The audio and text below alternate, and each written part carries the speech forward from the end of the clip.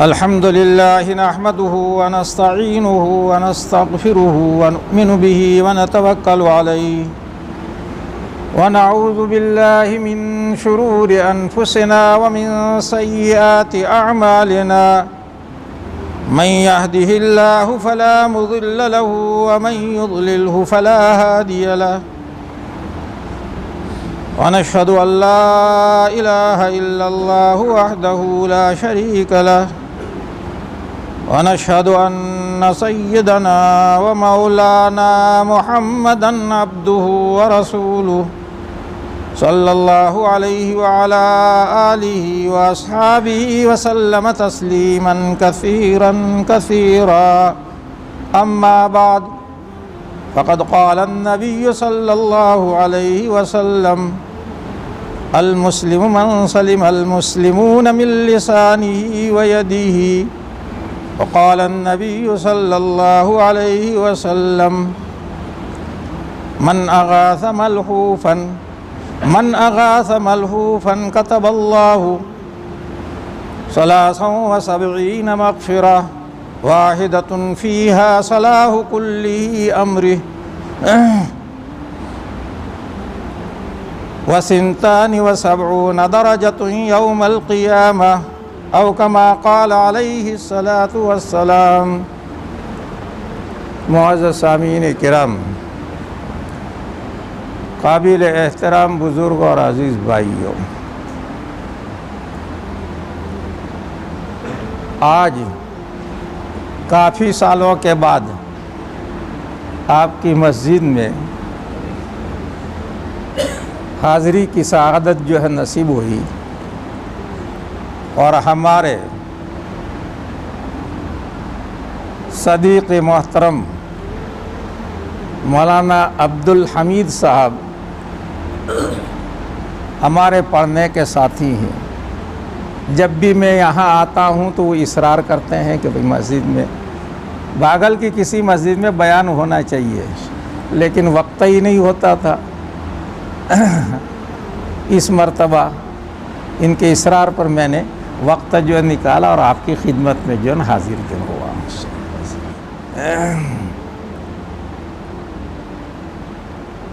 شاید بیچ میں اتنا وقفہ ہو گیا کہ یہ جو نوجوان نسل ہے وہ مجھے پہچانتی بھی نہیں ہوگی کہ کہاں سے ٹپک گیا ہے لال رومال ڈال کر کے جو۔ ارے بھائی منہ پر منہ بند، میں بھی آپ کی برادری کا ایک فرد ہوں۔ بس اتنا ہے کہ آپ یہاں رہتے ہیں، میں دیوبند میں رہتا ہوں، ورنہ مجھ میں اور آپ میں کوئی فرق نہیں ہے۔ میں آپ ہی کے قوم کا، آپ ہی کی برادری کا ایک فرد ہوں۔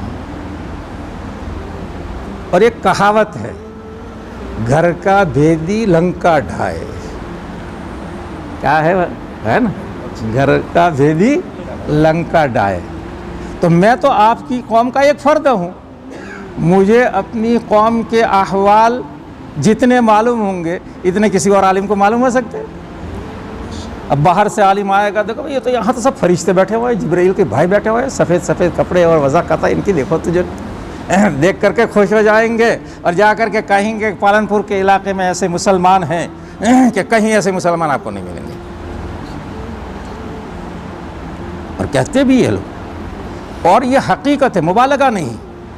میں پوری دنیا میں جو گھومتا ہوں، لیکن اللہ کا بہت بڑا فضل و کرم ہے کہ ہماری قوم کی ظاہری وضاقتہ مردوں کی بھی اور عورتوں کی جیسی ہے، آپ کو دنیا میں اس وقت تک کہیں نہیں ملے گی۔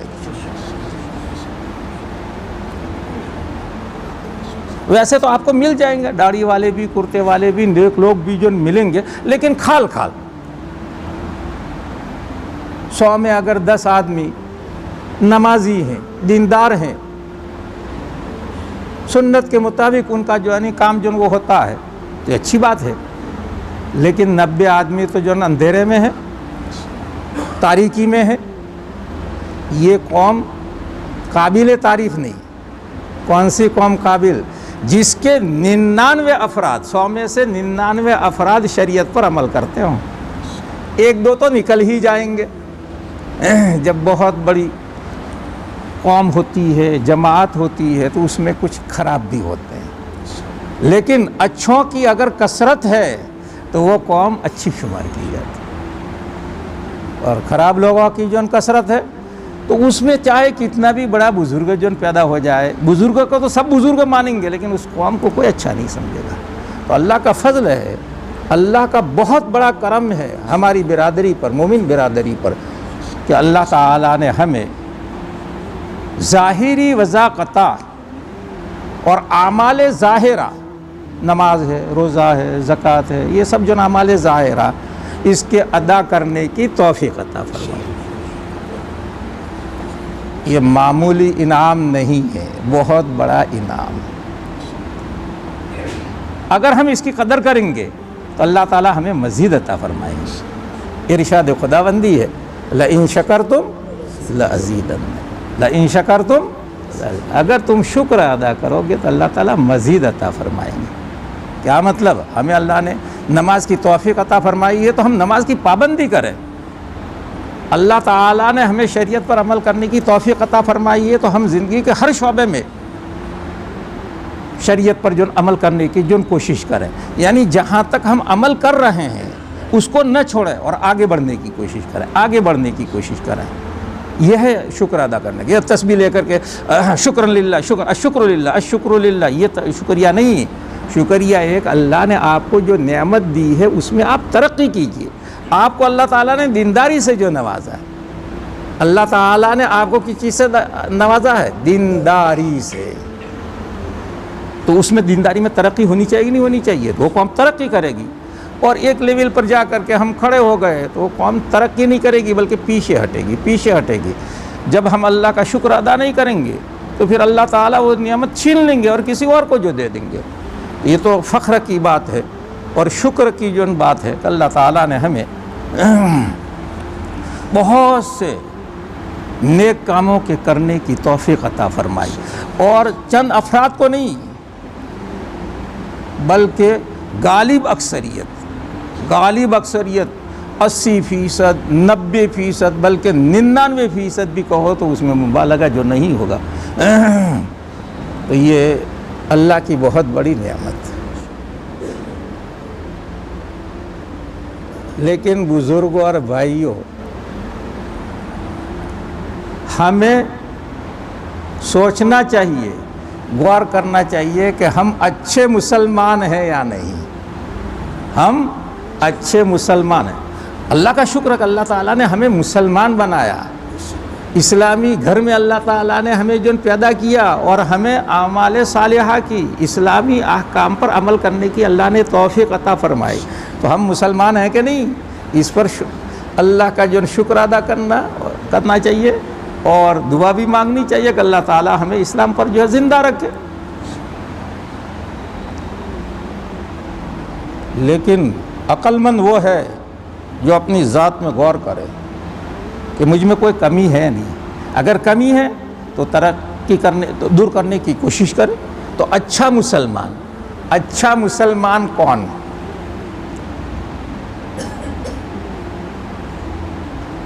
آپ کہتے ہیں کہ اچھا بننے کے مسلمان ہے کافی ہے؟ نہیں، قرآن کریم میں اللہ تعالیٰ نے اسلام پر جو ثواب بیان کیا ہے اس میں قید لگا رکھی۔ اچھا مسلمان ہے تو یہ ثواب، خالی مسلمان ہونے پر نہیں، مسلمان جو ہو جائے گا یقیناً وہ جہنم سے جو بچ جائے گا، جنت میں ضرور جو جائے گا۔ لیکن جنت کے اعلیٰ درجات کب حاصل ہوں گے؟ جب وہ اچھا مسلمان ہو۔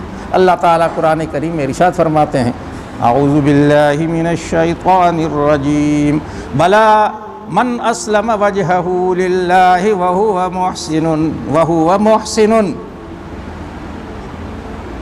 اس سے پہلے مضمون جو چل رہا ہے کہ یہود کا یہ دعویٰ ہے کہ جنت میں ہم ہی جائیں گے، نصارہ یہ کہتے ہیں کہ جنت میں ہم ہی جائیں گے۔ وَقَالُوا لَن يَدْخُلَ الْجَنَّةَ إِلَّا مَنْ كَانَ هُودًا أَوْ نَصَارَىٰ، یہود یہ کہتے ہیں کہ جنت کے ہم وارث ہیں، ہم ہی جنت میں جائیں گے۔ یہودیوں کا و نصارہ کا بھی یہی دعویٰ ہے۔ اللہ تعالیٰ فرماتا ہے تلک امانیہم، تلک امانیہم، یہ تو تمہاری آرزو ہے۔ قل ہاتوا برہانکم ان کنتم صادقین، اگر تم سچے ہو اپنے دعوے میں تو دلیل پیش کرو کہ تم ہی جنت میں جاؤ گے، کوئی دوسرا جنت میں نہیں جائے گا۔ یعنی یہود کا یہ دعویٰ تھا کہ جنت میں ہم ہی جائیں گے، نصارہ کا اور عیسائیوں کا دعویٰ تھا کہ جنت میں ہم ہی جائیں گے۔ تو اللہ تعالیٰ نے ان کی تردید کر دی۔ پھر اس کے بعد اللہ تعالیٰ نے قاعدہ بتلایا کہ جنت میں کون جائے گا، جنت میں کون جائے گا؟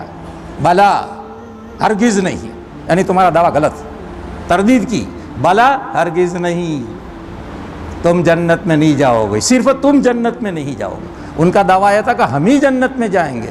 اللہ نے فرمایا کہ غلط ہے تمہارا دعویٰ، صرف تم جنت کے وارث نہیں، بلکہ ہمارے یہاں ایک قاعدہ ہے، ایک ضابطہ ہے، جو اس قاعدے کے مطابق اترے گا، جو اس قاعدے کے مطابق زندگی گزارے گا، وہی جنت کا وارث بنے گا۔ بلا من اسلم وجہہ للہ وہو محسن، ہرگز نہیں، جس نے اپنا چہرہ اللہ کے سامنے جھکا دیا۔ بلا من اسلم وجہہ للہ، جس نے اپنا چہرہ اللہ کے سامنے جھکا دیا۔ اسلام کے معنی یہی ہے، یعنی آپ اللہ کے فرما بردار بندے بن جائیں۔ بلا من اسلم وجہہ للہ، آگے بڑی سخت کر، وہو محسن، اور وہ اچھا کرنے والا ہو، یہ اسلام کو اچھا کرنے والا ہو۔ تو اچھا مسلمان وعدہ کس کے لیے ہے؟ صرف مسلمان کے لیے نہیں، مسلمان تو بہت سے ہیں، شرابی کبابی بھی تو مسلمان ہے کہ نہیں؟ کیا وہ سیدھے جنت میں جائیں گے؟ اتنی بات تو یقینی ہے کہ اگر ایمان پر اس کا خاتمہ ہوا تو دیر سویر گناہوں کی سزا بھگتنے کے بعد جنت میں جائے گا۔ لیکن یہاں مسئلہ تو سیدھا جنت میں جانے کا، سیدھا جنت میں کون جائے گا؟ تو کہا وہو محسن، جس نے اپنا چہرہ اللہ کے سامنے جھکا دیا اور وہ اچھا مسلمان ہے، وہو محسن فلہ اجرہ عند ربہ، فلہ اجرہ عند ربہ، اس کے لیے اس کے پروردگار کے پاس بہت بڑا اجر و ثواب ہے۔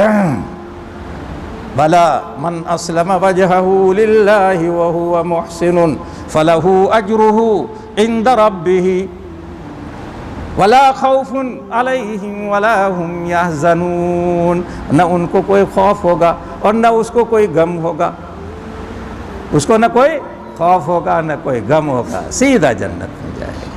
تو اس آیت میں اللہ تعالیٰ نے ایک قید لگا دی ہے کہ جنت میں جائے گا اور اس کو مرنے کے بعد کوئی خوف نہیں ہوگا، کوئی غم نہیں ہوگا، میدان حشر کی سختیاں اس کے سامنے کچھ نہیں ہوں گی، قبر کا عذاب اس سے کوسوں دور جن وہ ہوگا، اور جہنم سے اس کی حفاظت جن کی جائے گی، اور سیدھا جنت میں چلا جائے گا، سیدھا جنت۔ لیکن شرط کیا لگا دی؟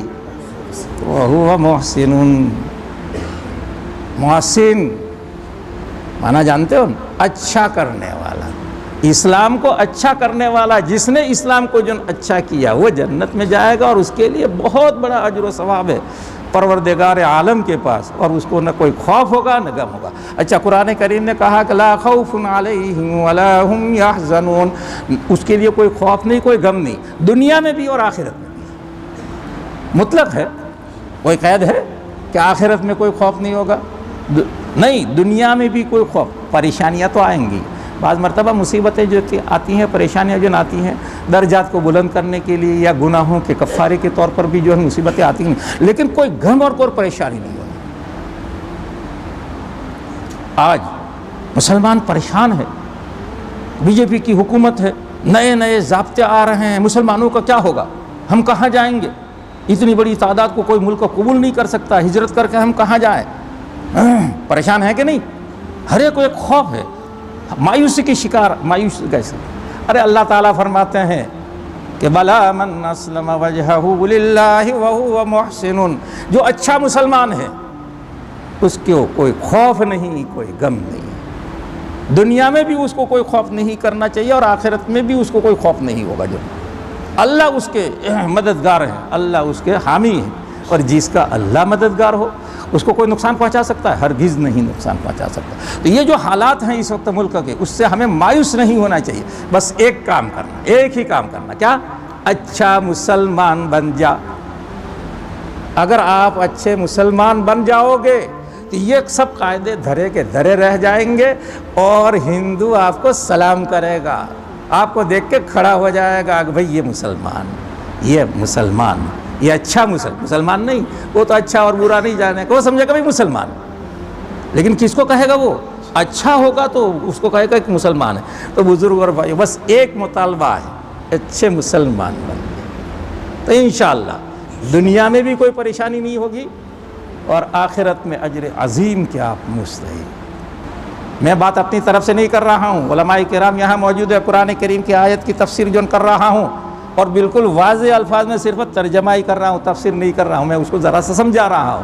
وَهُوَ مُحْسِنٌ کیا ہے, اس کی طرف کوئی طالب علم کا بھی ذہن نہیں جاتا اور بیان کرنے والے بھی عام طور پر بیان نہیں کرتے.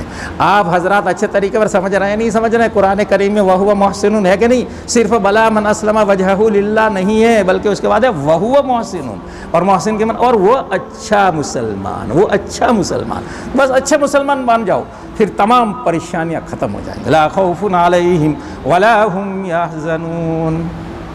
یہ تو تمہید. اب آپ ہم سے پوچھ سکتے ہیں کہ جناب اچھا مسلمان بننے کے لیے ہمیں کیا کرنا ہے؟ ہم تو نماز پڑھ رہے ہیں, پابندی سے نماز پڑھ رہے ہیں, روزے رکھتے ہیں, حج کرتے ہیں, عمرہ جون کرتے ہیں, صدقہ خیرات جون کرتے ہیں. تو ہم اگر اچھے مسلمان نہیں تو پھر کون ہے اچھا مسلمان؟ آپ اپنے آپ کو کیسا سمجھ رہے ہیں؟ اچھا مسلمان سمجھ رہے ہیں, خراب مسلمان؟ الحمدللہ ہم اپنے آپ کو اچھا مسلمان سمجھتے ہیں, چاہے وہ اچھا نہ ہو لیکن سمجھتا ہے اپنے آپ کو اچھا مسلمان. اب حدیث کی روشنی میں آپ اپنے آپ کا جائزہ لیں کہ آپ اچھے مسلمان ہیں یا نہیں. اپنی طرف سے میں کچھ نہیں بیان کروں گا, حدیث پیش کروں گا. حدیث نہایت آسان, اور بار بار یہ حدیث آپ نے جو سن رکھی ہوگی لیکن اس کی طرف آپ کا کبھی دھیان نہیں گیا ہوگا. نبی پاک صلی اللہ علیہ وسلم کا ارشاد ہے, المسلم من سلم المسلمون من لسانہ و یدہ. مسلمان وہ ہے یعنی اچھا مسلمان. یہ تو سبھی مسلمان جس نے کلمہ پڑھ لیا وہ مسلمان ہو گیا کہ نہیں ہو گیا؟ وہ مومن جو ہو گیا. لیکن نبی پاک صلی اللہ علیہ وسلم مسلمان کی تعریف کر رہا ہے, تو کون سے مسلمان کی تعریف کر رہے ہیں؟ اچھے مسلمان کی. نبی پاک صلی اللہ علیہ وسلم کون سے مسلمان کی تعریف کر رہے ہیں؟ اچھے مسلمان کی. کہ اچھا مسلمان وہ ہے جس کی زبان سے اور جس کے ہاتھ سے مسلمان سلامت اور محفوظ رہے, سلامت اور محفوظ رہے. المسلم من سلم المسلمون من لسانہ و یدہ. اچھا مسلمان وہ ہے جس کی زبان سے اور جس کے ہاتھ سے مسلمان محفوظ رہیں. مسلمان جو ہے نہیں محفوظ رہیں. اور زبان کا اور ہاتھ کا تو تذکرہ اس لیے کیا کہ انسان کسی کو تکلیف پہنچاتا ہے تو یا تو زبان سے تکلیف پہنچائے گا یا ہاتھ سے تکلیف پہنچائے گا. صرف ہاتھ اور زبان مراد نہیں, بلکہ مطلب یہ ہے کہ ہماری ذات سے کسی کو تکلیف نہ پہنچے, ہماری ذات سے کسی کو تکلیف نہ پہنچے. کیونکہ آپ نے ایک بات سن رکھی ہوگی کہ ایذائے مسلم حرام ہے. ایذائے مسلم حرام ہے کہ نہیں ہے؟ چاہے آپ ہاتھ سے جو ہے تکلیف پہنچائیں یا زبان سے تکلیف پہنچائیں یا لات ماریں. آپ کو میں تو ہاتھ تو نہیں مارتا, میں تو لات مارتا ہوں. تو لات میں تو اور زیادہ جو تکلیف جو وہ ہوگی. ارے بعض مرتبہ آنکھ کے اشاروں میں بھی جو تکلیف جو وہ ہوتی ہے جو. تو اس لیے حدیث کا کیا مطلب ہے؟ اچھا مسلمان وہ ہے جس کی ذات سے مسلمان محفوظ رہے, اس کی ذات سے کسی مسلمان کو کوئی تکلیف نہ پہنچے. یہ ہے اچھا مسلمان. اور زبان کا تو پہلے تذکرہ کیا اس لیے کہ زبان بہت خطرناک, یہ بہت خطرناک چیز ہے. مقولہ ہے اللسان جرمہ صغیر و جرمہ کبیر و کثیر. زبان کا جسم چھوٹا سا 3 انچ کی زبان, اس کا جسم جو ہے نا چھوٹا ہے اور اس کا جرم بہت بڑا اور بہت زیادہ ہے. کبیر و کثیر. زبان سے آپ اتنی تکلیف پہنچا سکتے ہیں کہ ہاتھ سے بھی اتنی تکلیف نہیں پہنچا سکتے ہیں. تو زبان کی جو خطرناکی ہے وہ زیادہ ہے، اس لیے نبی پاک صلی اللہ علیہ وسلم نے فرمایا کہ اپنی زبان کی جو حفاظت کرو، آپ کی زبان سے مسلمانوں کو کوئی تکلیف نہیں پہنچنی چاہیے تو آپ اچھے مسلمان، اسی طریقے پر آپ کے ہاتھ سے بھی جو کوئی تکلیف نہیں پہنچنی چاہیے۔ زبان کے بعد کس کا نمبر ہے؟ ہاتھ کا جو نمبر، یہ سب سے بڑے ظالم ہے، زبان بھی بڑی ظالم اور ہاتھ بھی بڑا ظالم۔ لات تو کم مارتا ہے، اگرچہ وہ بھی ہے لات کم مارتا ہے، لیکن زیادہ تر تو ہاتھوں ہی سے انسان تکلیف پہنچانے کی کوشش کرتا ہے، زبان سے تکلیف پہنچانے کی کوشش کرتا ہے۔ تو بزرگوں اور بھائیوں، اگر آپ چاہتے ہیں کہ آپ کو دنیا میں اور آخرت میں کوئی نہ خوف ہو نہ کوئی غم ہو تو اس حدیث پر عمل کیجیے، اپنے آپ کو اچھا مسلمان بنا دیجیے۔ آپ کی ذات سے کسی کو تکلیف نہیں پہنچنی چاہیے، یہ ہے اچھا مسلمان۔ اب اس کی روشنی میں تھوڑا سا جائزہ لیجیے اپنے اعمال کا کہ آپ اس حدیث کے مطابق زندگی گزار رہے ہیں یا نہیں رہے۔ بزرگوں اور بھائیوں، ایک بات کہوں، اگر آپ کو ناگوار نہ معلوم، میں نے پہلے کہا تھا کہ ہماری جیسی قوم ہے ایسی قوم آپ کو دنیا میں کہیں ڈھونڈنے سے بھی نہیں ملے گی، لیکن ایک دوسری بات بھی میں کہتا ہوں، ہمارے یہاں جتنی معاشرت گندی ہے اتنی معاشرت شاید کہیں آپ کو گندی ملے بھی نہ۔ ہم دیکھنے میں تو بڑے اللہ والے جو معلوم ہوتے ہیں، چہروں پر جو داڑھیاں ہوتی ہیں اور تمام احکام شرعی، تمام احکام نہیں، جو نماز وغیرہ روزہ جو عبادت اسلام کی بنیادی جن امور پر ہے، بنی الاسلام علی خمس، اس کی بھی ہم پابندی کرتے ہیں، لیکن گھروں میں آگ لگی ہوئی ہے۔ کوئی گھر ایسا نہیں جس میں ساس بہو کا جھگڑا نہ ہو، بھائی بہنوں کا جو ہے جھگڑا نہ ہو، اڑوس اور پڑوس کا جو ہے نہیں جھگڑا نہ ہو، ہر ایک کو دوسرے سے جو تکلیف پہنچ رہی ہے۔ کوئی ماں باپ کا خیال نہیں رکھتا ہے تو کوئی بیوی اور بہوؤں کا خیال نہیں کرتا، کوئی بہو کو ستا رہا ہے تو کوئی ساس کو ستا رہا ہے، کوئی بھائی کو ستا رہا ہے تو کوئی بہن کو ستا رہا ہے۔ آپ جائزہ لیجئے، مجھے معلوم ہے میں اسی قوم کا جو ہے ایک فرد جو ہوں، میں بھی اس سے مستثنا نہیں۔ اللہ تعالیٰ مجھے اچھا مسلمان بنائے اور آپ کو بھی اللہ تعالیٰ اچھا مسلمان بنائے۔ تو ہماری معاشرت جو بہت جو خراب ہے،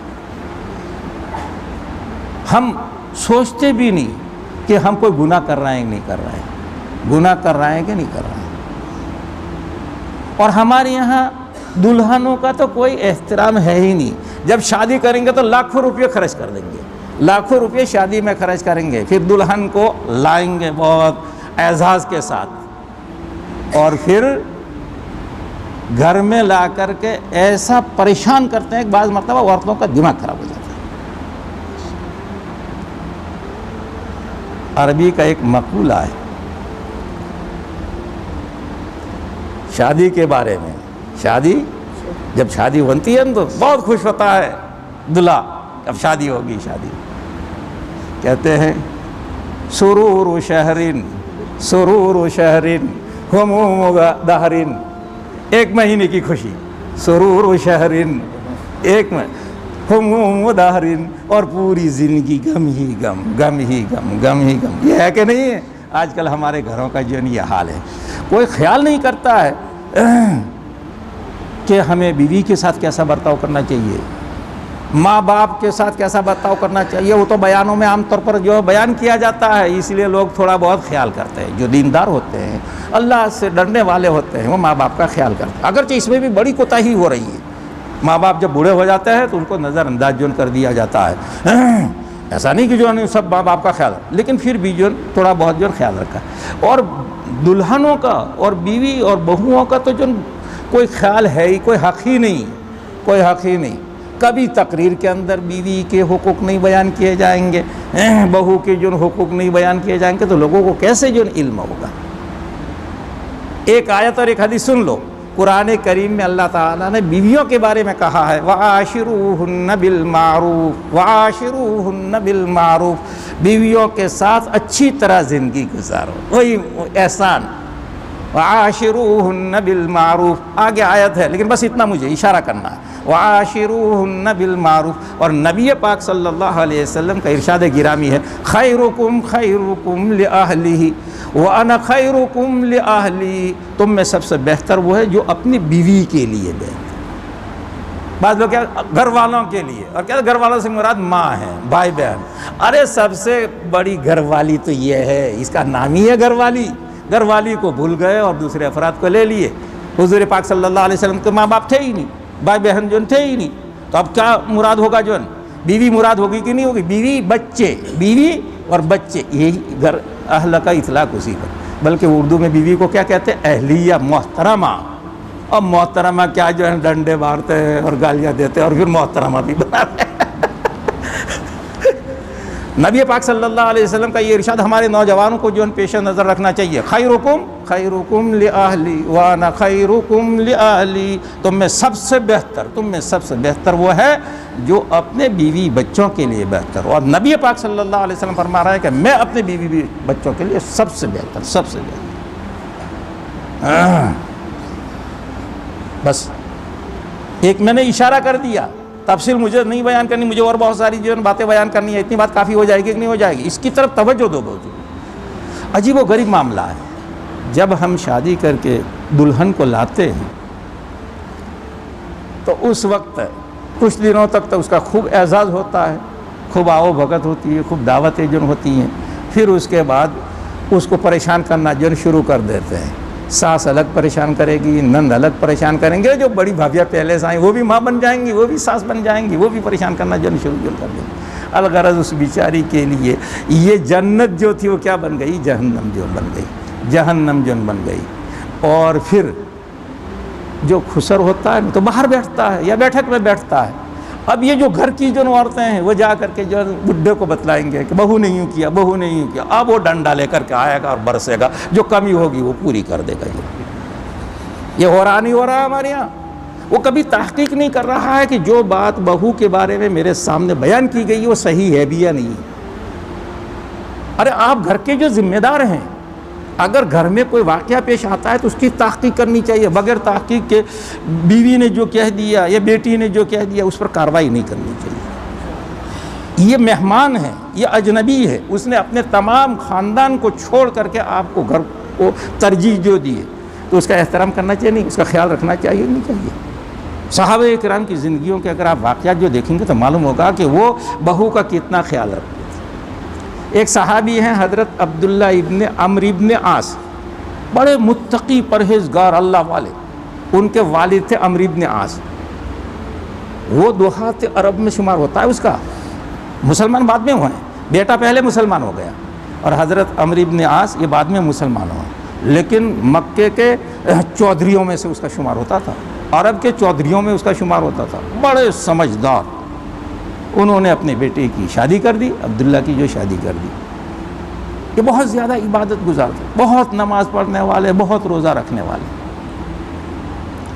جب بہو کو لائے گھر میں، 1 مہینے کے بعد حضرت عمرو بن عاص نے اپنی بہو کو بلایا اور پوچھا کہ تم نے میرے بیٹے کو کیسا پایا، میرے بیٹے کو کیسا پایا. وہ بہو بھی تو کس کی منتخب کردہ تھی؟ عمرو بن عاص. اس نے کہا انہو صوام قوام.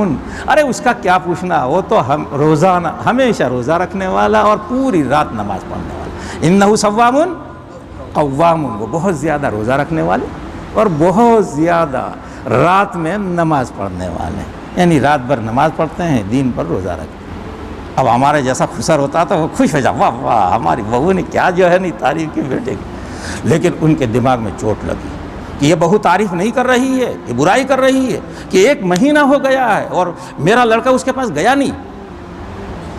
لیکن وہ بہت عبادت گزارتا تھا. جب بیٹا جو عبادت بن جاتا ہے تو پھر وہ باپ کی نہیں مانتا. ارے ابا تم تو کچھ نہیں جانتے ہو، جاہل ہو. منہ دالنم نہ بڑی نہ آئے سو، منہ مفتی سو، منہ عالم سو، منہ فلانا سو بنا تمہارے وہ خبر. وہ نماز پڑھوں سو تو چٹلو موٹو ثواب مارشا جیسے. اتنا حضرت نے ہوشیاری کی، بیٹے کو کچھ نہیں کہا.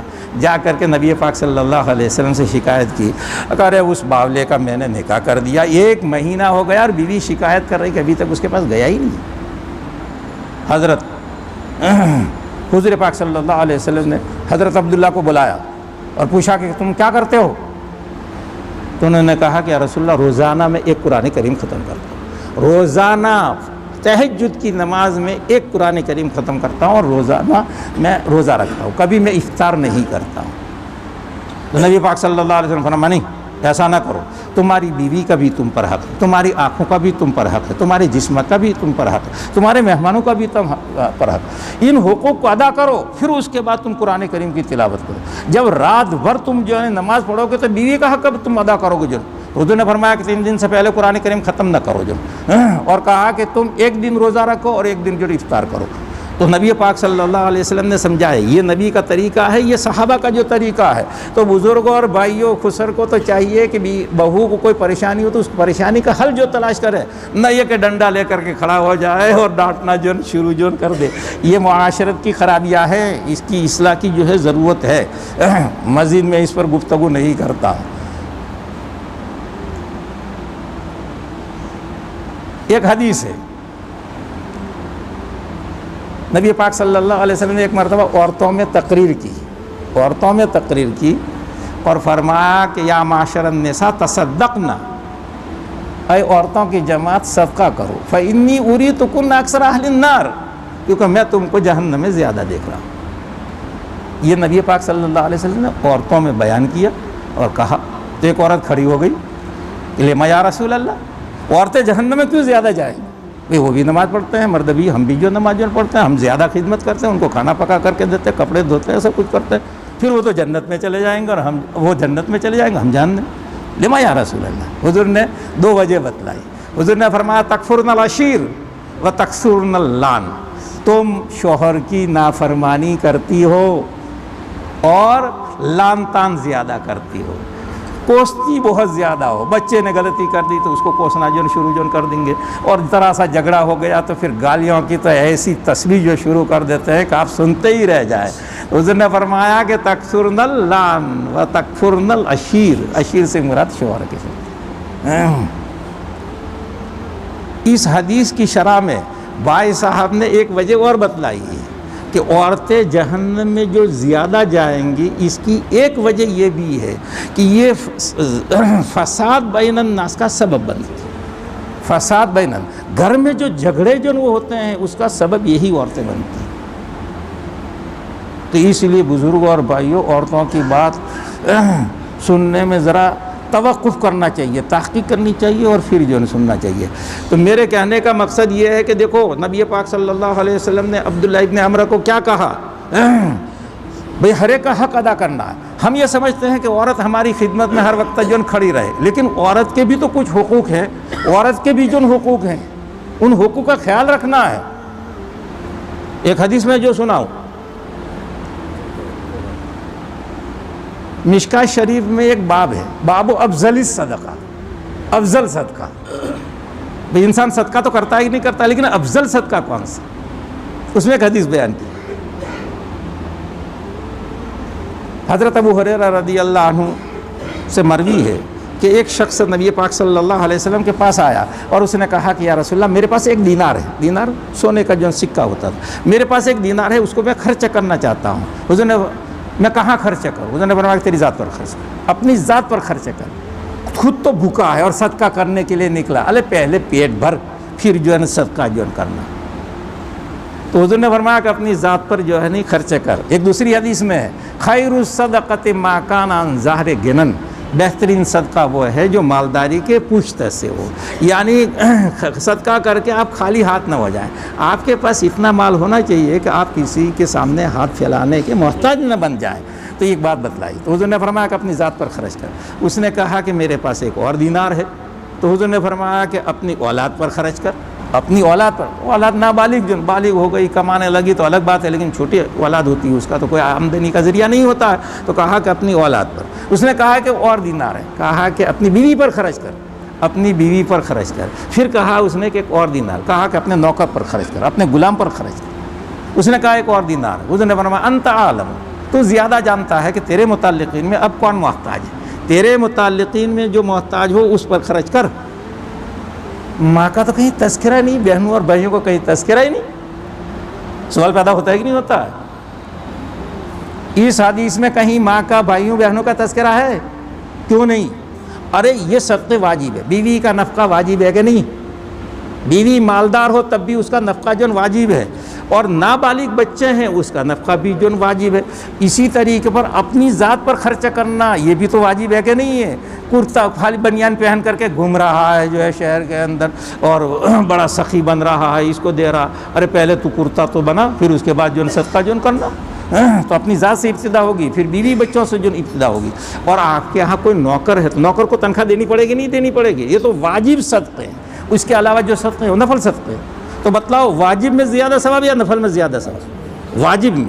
آپ کہتے ہیں ماں باپ کا نفقہ اولاد پر واجب نہیں.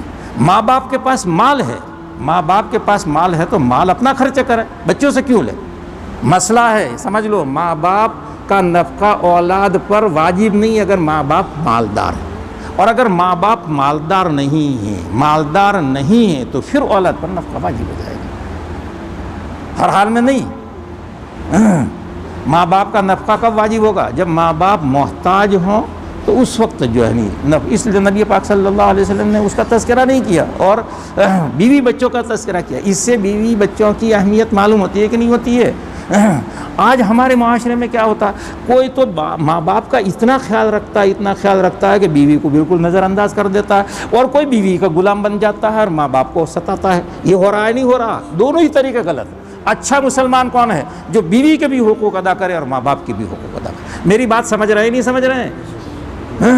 اچھا مسلمان کا مطلب یہ ہے کہ آپ کسی کو تکلیف نہ پہنچائیں, کسی کا حق نہ دبائیں, ماں باپ کا بھی حق ادا کریں, لیکن ترتیب سے. الاقرب فالاقرب, جو قریب ہے اس کو سب سے پہلے دینا, پھر اس کے بعد جو قریب ہے اس کو. انسان کی ذات انسان سے قریب ہے تو پہلے اپنی جسم پر خرچ کرے گا, پھر بیوی بچے جو قریب ہیں اس کے بعد پھر ملازم ہوتا ہے جو نوکر ہوتا ہے. پہلے غلام ہوتے تھے, وہ بھی گھر کا ایک فرد ہوتا تھا اور اس کا نان و نفقہ بھی جو ہے نہیں مولا پر واجب ہوتا تھا. اس لیے نبی پاک صلی اللہ علیہ وسلم نے یہ 4 نفقے جو واجب ہیں اس کا تذکرہ کیا, اور باقی جو نفقے ہیں وہ تو جو نفل اور صدقے ہیں. تو اس لیے نبی پاک صلی اللہ علیہ وسلم نے فرمایا کہ اب تو غور کر لے کہ تیرے متعلقین میں, تیرے رشتہ داروں میں, ملنے جلنوں میں کون محتاج ہے. جو محتاج کو صدقہ کرے گا اس کو اجر و ثواب زیادہ ملے گا. ویسے تو آپ کسی بھی غریب کو جو دیجئے تو ثواب ملے گا, لیکن جو جتنا زیادہ محتاج ہوگا اس کو اگر آپ دیں گے تو زیادہ ثواب. سمجھ رہے ہیں نہیں سمجھ رہے ہیں؟ یہ تو معاشرت کی جو ہے میں نے بات بتلائی. ابھی یہ مضمون میں ابھی چھوڑ کر ایک بات اور بتلاتا ہوں. ہم مکان بناتے ہیں, ہماری حد جتنی ہوتی ہے اس پر آخری دیوار ہوتی ہے. ہماری دیوار کہاں ہوگی؟ جہاں تک ہماری ملکیت ہوگی حد وہاں. اب مکان بن کر تیار, آگے چبوترا بنائیں گے 2 فیٹ کا سڑک پہ, اور پھر اس کے اوپر ایک اور آگے تھوڑا سا تاکہ چبوترا خراب نہ ہو جائے. یا آپ اپنی ملکیت میں تصرف کر رہے ہیں یا گھر کی ملکیت میں تصرف کر رہے ہیں؟ یہ تو تمام لوگوں کا جو حق ہے. جو راستہ ہے عام راستہ, سیڑھیاں بھی بنتی ہے. اچھا سیڑھیاں بھی جو بناتے ہیں اور آپ کو کچھ نہیں. حالانکہ مسئلہ لکھا ہوا ہے, اگر آپ نے راستے میں پتھر رکھا اور اس سے ٹکرا کر کوئی مر گیا تو اس کی دیت آپ پر واجب ہو جائے گی. یا آپ نے چبوترا بنا رکھا, یا آپ نے سیڑھیاں جو باہر جو نکال رکھی ہے اس سے اگر کوئی رات میں ٹکرا کر مر گیا تو 100 اونٹ جو ہے واجب ہو جاتے ہیں. یہ تو اسلامی سلطنت نہیں ہے, ورنہ 100 اونٹ آپ کو جو واجب دینے پڑتے. جو اتنا بھاری مسئلہ اور اس کو ہم کچھ سمجھتے ہیں, یہ تو گناہ ہی نہیں سمجھتے ہیں. یہ ایذاء مسلم ہے کہ نہیں؟ یہ ایذاء ایک کو نہیں, سینکڑوں آدمیوں کو نقصان پہنچانا, سینکڑوں آدمیوں کو نقصان پہنچانا. نبی پاک صلی اللہ علیہ وسلم کا ارشاد ہے کہ ایمان کی سب سے چھوٹی شاخ یہ ہے کہ تکلیف دہ چیز کو راستے سے ہٹانا. تکلیف دہ چیز کو راستے سے ہٹانا. ہم تکلیف دہ چیز کو راستے سے ہٹا نہیں رہے ہیں بلکہ تکلیف دہ چیز کو راستے میں بنا رہے ہیں. ایک تو رکھنا ہے, ہم نے تھوڑی دیر کے لیے سائیکل جو کھڑی کر دی, گھر میں چلے گئے, وہ تو الگ بات ہے. اس میں بھی احتیاط کرنی چاہیے. بہت سے حضرات نماز پڑھنے کے لیے آتے ہیں اور کار جو ہے کھڑی کر دیتے ہیں راستے میں. جو یہاں تو خیر گاؤں ہے نہ, بڑے بڑے شہروں میں جو ہوتا ہے وہاں جو ہے پارکنگ جو کی جگہ ہوتی ہے, پارکنگ میں جانے کے بجائے سڑک پر انہوں نے پارکنگ کر دی اور نماز پڑھنے کے لیے آ گئے. اب راستہ جو تنگ ہو گیا, اور وہ بیچارہ دوسرا آ رہا ہے ٹین ٹین ٹی کر رہا ہے, لیکن وہ تو صف اولیٰ کا نمازی ہے, وہ کہاں سے جو نہ آئے گا. اور تمہیں جن ادھر تو صف اولیٰ کا نمازی بن رہا ہے اور ادھر جو ہے لوگوں کو پریشان جو کر رہا ہے. تو عجیب و غریب جو ہے ہماری جو معاشرت ہے. میں صرف اشارے کرنا چاہتا ہوں کہ آپ سمجھ جائیں, مکان بنائیں. دیکھو آج کل یہ حکومت تجاوزات کو ہٹا رہی ہے, بلڈوزر چلا رہی نہیں چلا رہی, یہ ہمارے کرتوت ہے. اگر ہم نے اپنی ملکیت میں کوئی چیز بنائی ہوتی تو یہ بلڈوزر نہ چلتا. یہ جو بلڈوزر چل رہا ہے ویسے تھوڑا چل رہا ہے. بڑے بڑے شہروں کے اندر آدھے سے زائد راستے جو ہے گھیر لیے ہیں. مسلمان ہندو سب اس میں برابر، اور مسلمان بھی اس میں کوئی کم نہیں ہے. وہ ہر کام میں وہ پیش پر نمبر 1، نیکی میں بھی نمبر 1 اور گناہوں میں بھی نمبر 1 جو ہے مسلمان جو ہوتا ہے. تب ایسی صورت کے اندر ہم مصیبت میں مبتلا نہیں ہوں گے تو کیا ہوں گے؟ تو اس لیے میرے بزرگوں اور بھائیوں، اب سمجھ گئے نہیں سمجھ گئے؟ اچھا مسلمان کس کو کہتے ہیں؟ راستے میں کار کھڑی کر کے نماز پڑھنے کے لیے آ جاؤ اور خوش خضو کے ساتھ نماز پڑھو اور دوسروں کو پریشان کرو، یہ ہے اچھا مسلمان؟ ارے اچھا مسلمان یہ ہے کہ جس کے عمل سے کوئی کسی کو کوئی تکلیف نہ پہنچے. تو اس کا خیال رکھو گے. نہیں کوئی کہے نہ کہے، یہ تو اسلامی فرض ہے، یہ اچھا مسلمان ہونے کی جو علامت. جب آپ راستہ جو تنگ کر دیں گے اور سیڑھیاں جو بنائیں گے یا چبوترا جو بنائیں گے تو جتنے بھی گزرنے والے ہوں گے وہ لعنت کریں گے کہ نالائق کو جگہ نہیں ملی تھی تو یہیں جو بنا دیا. آپ لعنت کے مستحق ہو رہے ہیں. اگر آپ نے لعنت والا کام کیا اور آپ پر کوئی لعنت بھیجتا ہے تو آپ لعنت کے مستحق ہو کے نہیں ہوں گے. تو کتنی بد دعائیں آپ کے حق میں لوگ جو دیں گے، اور آپ ذرا سوچتے نہیں. آپ تو اسی میں پڑے ہوئے آرام سے سو رہے ہیں اور باہر آپ کے اوپر لعنت جو برس رہی ہے. تو ایسی حویلی سے کیا فائدہ؟ ایسے مکان سے کیا فائدہ؟ اس کی طرف دھیان دینے کی ضرورت ہے. اچھا مسلمان بنو، صرف مسجد میں نہیں بلکہ بازار میں بھی اچھا مسلمان بننا ہے، گھر میں بھی اچھا مسلمان بننا ہے، راستے میں بھی اچھا مسلمان بننا ہے. اب میں نے یہ کہا تھا کہ وہ پہلے حدیث بیان کی تھی، 4 تو نفقے واجب. سب سے پہلے اپنی ذات پر خرچ کرنا، پھر اولاد پر، نمبر 2 اولاد پر جو ہے نہیں. یہاں ترتیب تھوڑی سی بدلی ہوئی ہے. نمبر 2 پر کون آنا چاہیے؟ بیوی آنی چاہیے. بیوی ہوگی تو اولاد ہوگی، بیوی ہوگی تو اولاد ہوگی. بیوی نہیں ہے تو اولاد کہاں سے؟ لیکن نمبر 2 پر بیوی اور نہیں اولاد. اور نمبر 3 پر جو بھی کیوں کمزور ہوتی ہے بیوی کو، اگر آپ کچھ کم دیں گے تو اپنے ماں باپ کے پاس سے بھی لائے گی، اس کے پاس بھی کچھ مال ہوگا تو لیکن وہ اولاد تو پیدا ہوئی ہے، اس کے پاس تو کچھ بھی نہیں ہے، اس لیے وہ زیادہ محتاج ہے. وہ زیادہ محتاج ہونے کی وجہ سے اس کو مقدم کیوں کر دیا.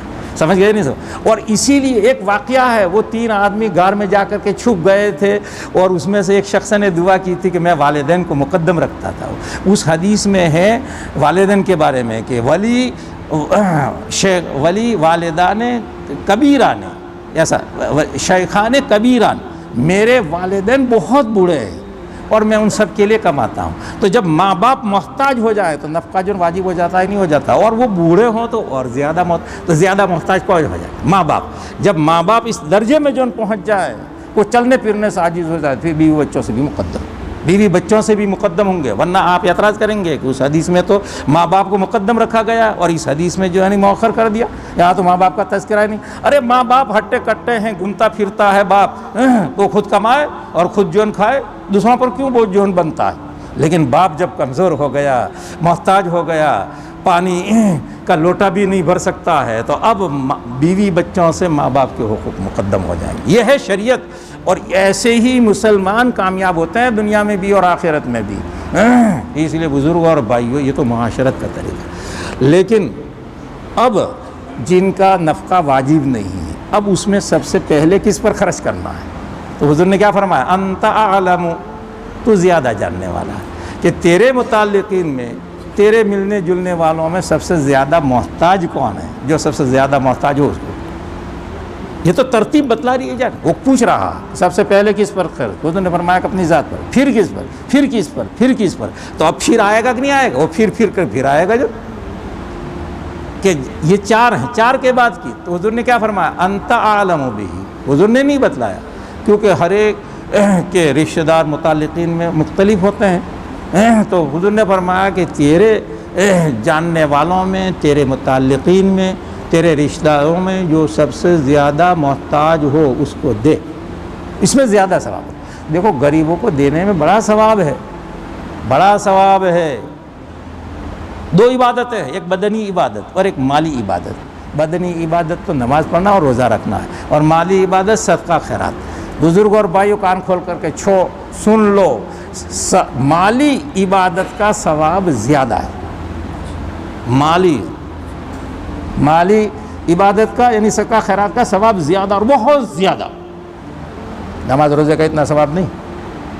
بھئی آپ نماز پڑھیں گے، روزہ رکھیں گے تو 10 نے کیا ملیں گے؟ نہیں ملیں گے 10 نے. اور آپ اللہ کے راستے میں خرچہ کریں گے، کسی غریب کی جو مدد کریں گے تو 700 سے ثواب شروع ہوگا۔ مثل الذین ينفقون اموالهم فی سبیل اللہ کمثل حبۃ انبتت سبع سنابل، ہے نا؟ آپ اللہ کے راستے میں خرچ کریں گے تو اس کا حال ایسا ہے جیسے کسان نے ایک گیہوں زمین میں ڈالا، ایک دانہ ڈالا، اس میں سے 7 جو ہے بالیاں نکلی اور ہر بالی میں 100 دانے، تو ایک کے بجائے 700، تو یہ 700 سے شروع ہو جا رہا، آگے کتنا ادا، واللہ یضاعف لمن یشاء، اللہ تعالیٰ جس کے چاہیں گے اس کے اور بڑھا دیں گے۔ تو وہاں تو ثواب شروع ہوتا ہے 700 سے اور یہاں شروع ہوتا ہے 10 سے، تو مالی عبادت کا ثواب جو ہے زیادہ ہے۔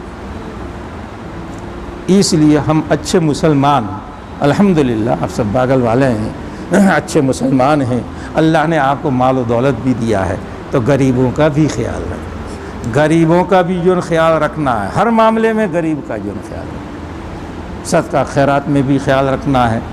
اور خیال 2 طریقے پر رکھا جاتا ہے، ایک تو یہ ہے کہ آپ کے پاس کوئی غریب آیا اور آپ سے اس نے کہا کہ میری مدد کر دیجئے، اور آپ کو معلوم ہے واقعی محتاج ہے، تو آپ اس کی ضرور مدد کریں، جو بھی آپ سے جو اللہ تعالیٰ توفیق عطا فرمائے اس میں درج نہ کریں۔ دوسرا، غریبوں کے ساتھ احسان کرنے کا اور طریقہ ہے، مثلا صدقہ فطر ہے، صدقہ فطر آپ کتنا ادا کرتے ہیں رمضان میں؟ 60-65 روپئے، مسجد میں لکھ دیا کہ 65 روپئے صدقہ، کتنا ہوتا ہے؟ 65 یا 60، ہر سال الگ الگ لکھا جاتا ہے، مسجد میں لکھ دیا تو 65 روپئے، اب آپ 65 روپئے دے کر کے فارغ ہو جائیں گے۔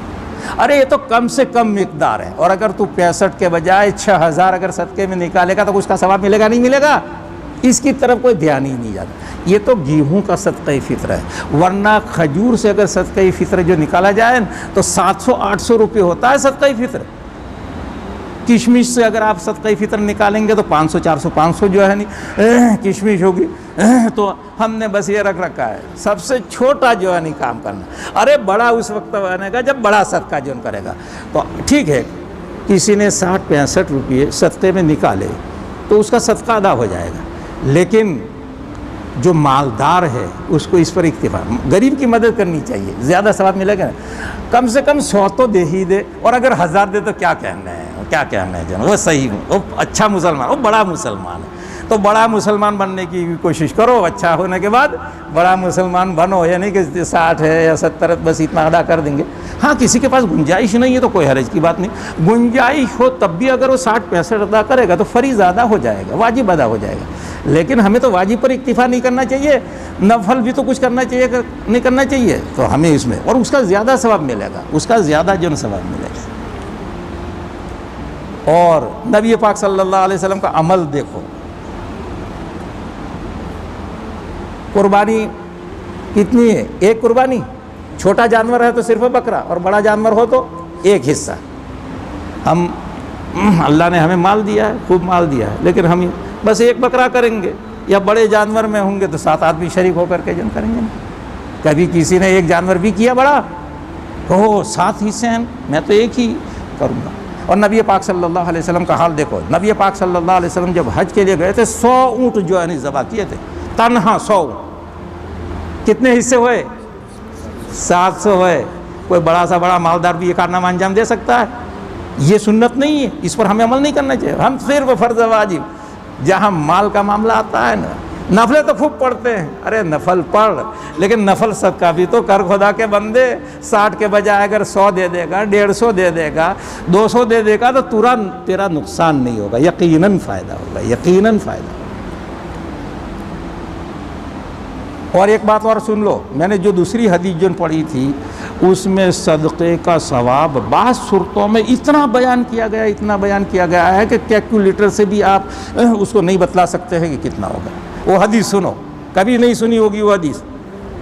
وہ تو 10 بج رہے بھائی، ہاں چھلوں میں دودھ اتر رہا ہے۔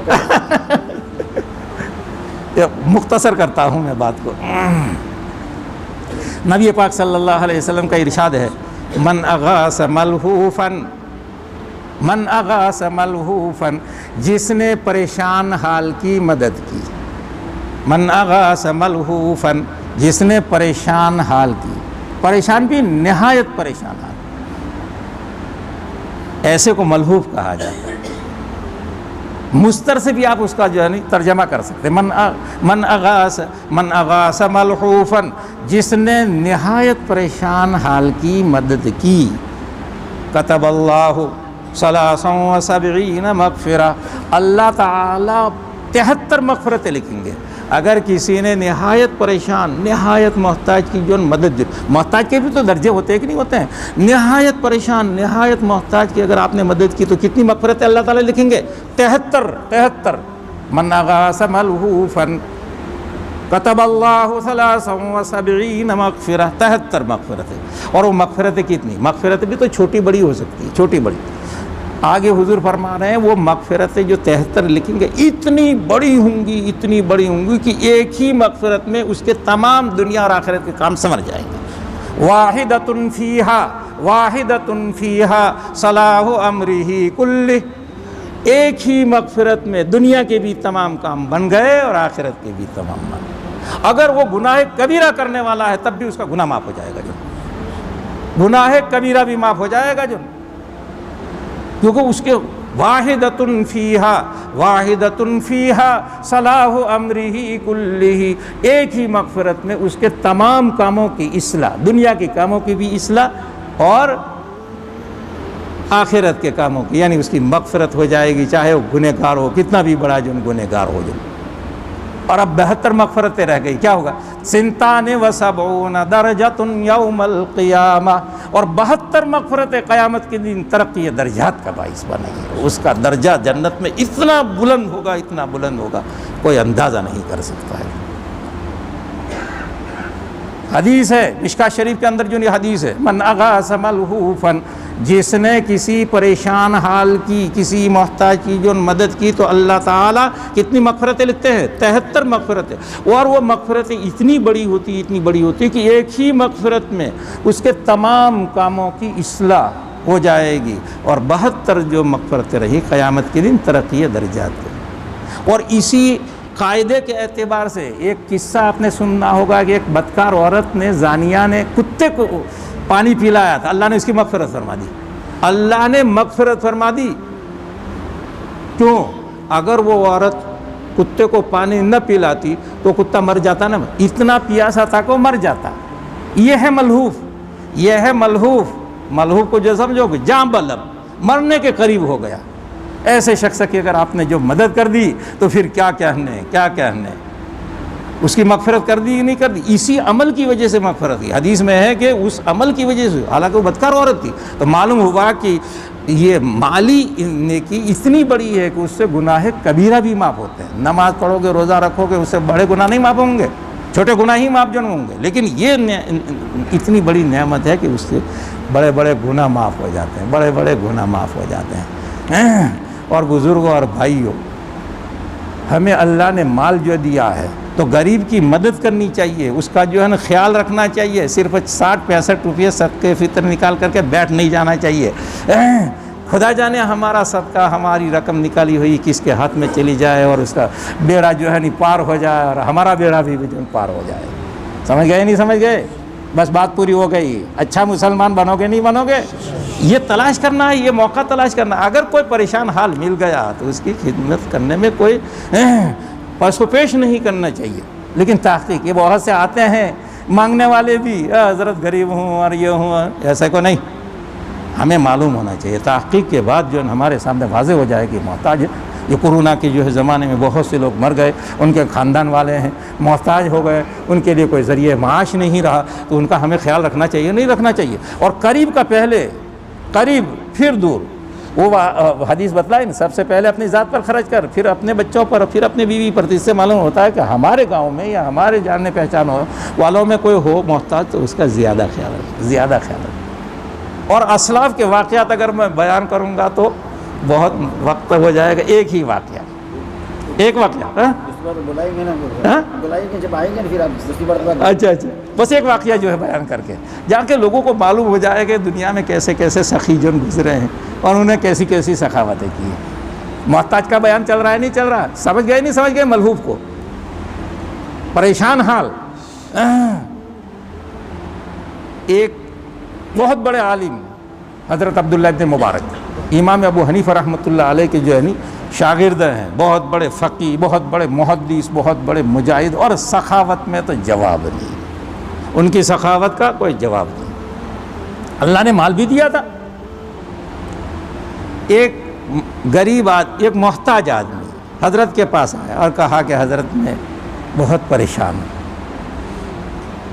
مجھ پر قرضہ ہو گیا ہے اور قرض کا مجھے پریشان کرتے ہیں، میرے لیے گھر سے نکلنا مشکل ہو گیا، مسجد میں جا کے نماز نہیں پڑھ سکتا ہوں، مسجد میں جاؤں گا تو قرض کا جو مجھے پریشان کرتے ہیں، میری کچھ مدد کر دیجئے۔ تو حضرت نے فرمایا کتنا قرضہ ہے تیرا؟ کہا 700 درہم۔ 700 درہم جو ہے قرضہ ہے۔